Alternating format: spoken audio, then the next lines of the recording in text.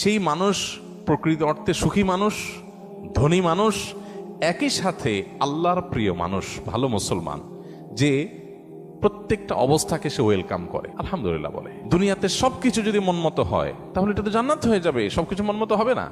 অনেকে দেখবেন অমুকে আমার সাথে এটা কিভাবে করলো, কিভাবে এটা বলতে পারলো, এই কথাটা সে কেমনে বলতে পারলো, আমি মেলাতে পারতেছি না। আমি কেন, এটা আশ্চর্যের কি আছে? চামড়ার ঠোঁট দিয়ে সবই বলা যায়, বলছে, বোঝেন, এটা তো আমি আশা করি না। তা আপনি যা আশা করবেন সব মন মতোই যদি হয় তাহলে তো জান্নাত হয়ে যাবে। আপনার আশার বিপরীত কিছু হবে দেখেই তো দুনিয়া। না না, সে কিভাবে এটা আমারে বলতে পারলো, আমার মাথায় ধরতেছে না, কেমনে এটা বলতে পারলো। আরে কেমনে বলতে পারলো, আমি তো বলতে পারবো আপনাকে, কোনো ব্যাপার না তো।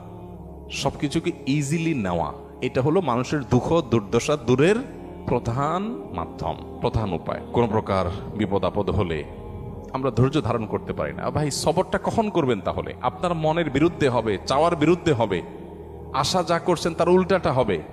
আপনার সাথে পড়ালেখা করে অনেক ভালো আছে, আপনি সেটা থাকবেন না, এখানে তো সবর, এখানে তো সবরের প্রশ্ন আসবে। সবরটা কোথায় করবেন তাহলে? সবই যদি মনমতো হয়। বহু মানুষ আছে যে দুনিয়াতে তাদের সবকিছু চাই, সবকিছু চাই, বাস, আর অন্যের সাথে কম্পেয়ার করা এবং অন্যের কাছে আশা করা। সকল অশান্তির দুইটা মূল আছে, আরেকজনের সাথে নিজেকে তুলনা করা, আরেকটা হলো আরেকজনের কাছে কি করা, আশা করা। মানুষকে চাইতে বেশি আশা করা উচিত না। স্বামী হোক, স্ত্রী হোক, ননদ হোক, দেবর হোক, শ্বশুর হোক, শ্বশুর বাড়ি হোক, এমনকি বন্ধু বান্ধব হোক, আপনার স্ত্রী, তিনি হয়তো রান্না বাড়া ভালো পারেন না, আপনার মনে দুঃখ, কিন্তু তার চরিত্রটা ভালো। আরেকজনের বউ রান্নাটা মাশাআল্লাহ একের, কিন্তু চরিত্রটা 2 নম্বর। আপনার বউয়ের চরিত্রটাও ভালো, রান্নাটাও ভালো, হয়তো চেহারা ছবি ভালো না।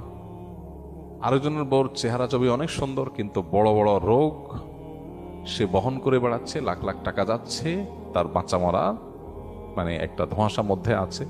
আল্লাহ তাআলা আপনার স্ত্রীকে সুস্থ রেখেছেন।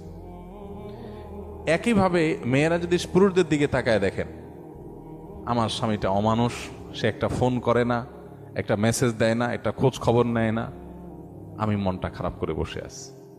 আরে ভাই, আপনার স্বামীটা নেশাখোর? কোন নেশা করেন, আলহামদুলিল্লাহ করেন। অনেকের স্বামী নেশাখোর, স্বামী অনেক খোঁজ খবর নেয়, অনেক কেয়ারি, কিন্তু নেশাখোর। আবার অনেকের স্বামী সব দিক থেকে ভালো আছে, কিন্তু তার ক্যান্সার 4th স্টেজ হয়ে গেছে, যে কোনো মুহূর্তে মারা যাবে। আল্লাহ আপনার স্বামীকে সুস্থ রেখেছেন। আপনার স্বামীর খুব বেশি উপার্জন নাই, আলহামদুলিল্লাহ উপার্জন নাই, কিন্তু আল্লাহ তাআলা তারা অনেক দিক থেকে তাকে ভালো রেখেছেন, অ্যাডভান্টেজ আছে। একজন ইমানদার সে সবসময় পজিটিভ জিনিসগুলো দেখবে।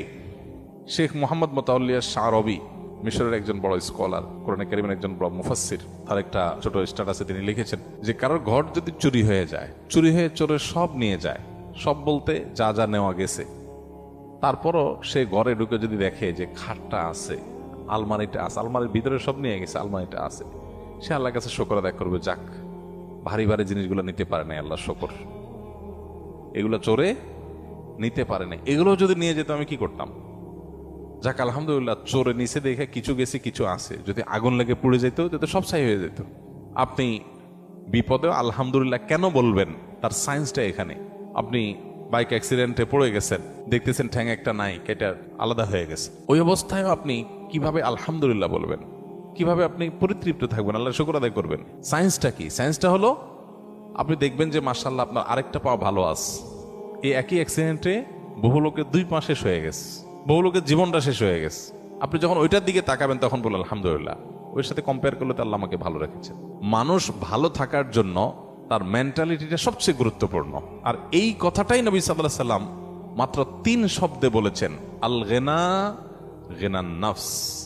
মানুষের মনের সচ্ছলতা, মনে থেকে যদি কেউ ধনী হয় সে হলো আসল ধনী, সে হলো আসল সচ্ছল। কেউ যদি নিজেকে অভাবী মনে না করে, আর যদি অভাবী মনে করে তাহলে কোটিপতি হওয়ার পরও সে ফকির। কারণ সে চিন্তা করবে আমার চেয়ে বড় কোটিপতি আরেকজন আছে, তাহলে আমার তো নাই।